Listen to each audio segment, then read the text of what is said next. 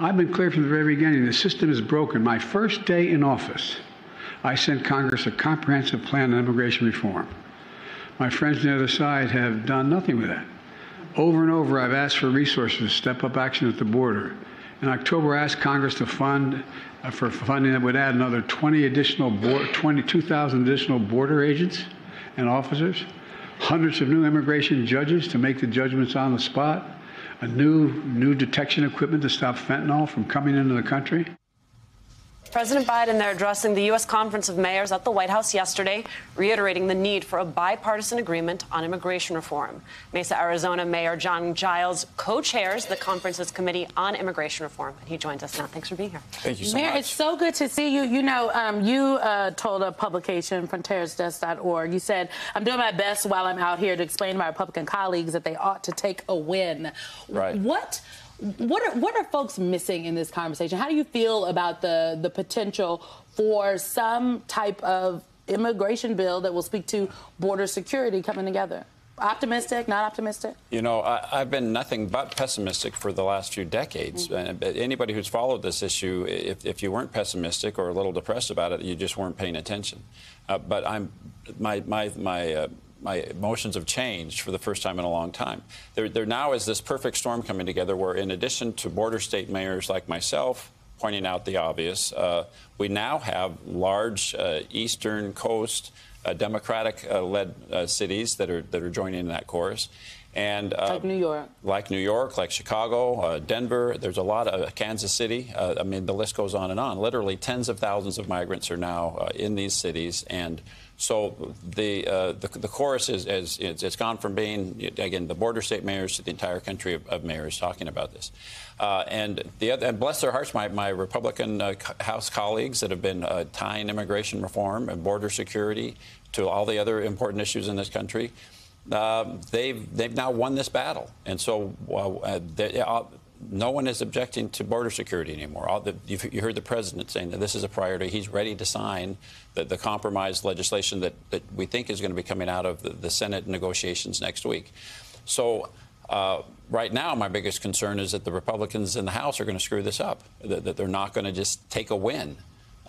Everything that they needed to accomplish has been accomplished, and now the only reason to vote against this would be petty politics, just trying to deny the president any type of a win on the issue. How's that being received by the mayors, generally speaking, and particularly those who have to deal with the consequences of the federal government's inability over the last, 15, 20 years to really address this issue?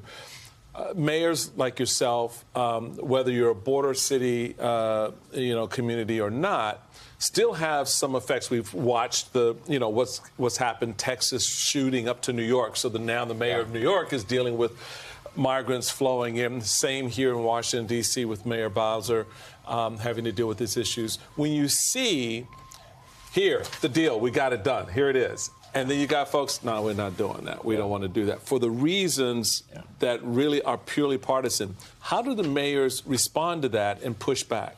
Very frustrating. Like I say, it used to be that it was the border state mayors that were caught up in this. Cities like Mesa, when the resources of the federal government in the border cities in Nogales and Yuma and Tucson are beyond capacity, then it'll come to Mesa. But our role was essentially taking care of people as they pass through our communities onto other locations. Now that you've got the interior cities of the country that are being impacted so severely, again, that's what's brought this to a critical place where we can actually see something getting done. So mayors everywhere, I think the frustration is palpable. And so if not now, I don't know when. They've got to pay the political consequences of actually treating this like a problem to be solved rather than a political. When you talk about the contours of the Senate deal, one of the things that they are reckoning with is the president's parole authority, the ability to allow people in. You saw the Biden administration announce special parole for Nicaraguans, for Cubans, for Haitians. And one of the things that Border Patrol found was there were less apprehensions of those groups between ports of entry after that was announced. This deal would roll back that authority. So I'm a little confused about why you would put aside a tool that has been proven to work.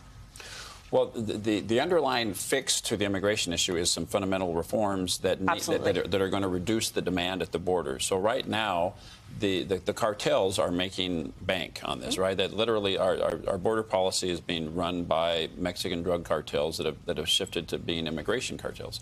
So once there is some actual immigration reform and the rules have changed and there is not an optimistic reason for people to give their life savings to organized crime in order to get across the... If they have a legal pathway. Exactly. If the rules are changed and there's bright lines and people know what to expect, then we'll take it out of the hands of organized crime and put it back into a more organized way to get into the United States. One of the biggest folks poo-pooing, for lack of a better term, this deal, even though they have yet to see anything on paper, is Donald Trump.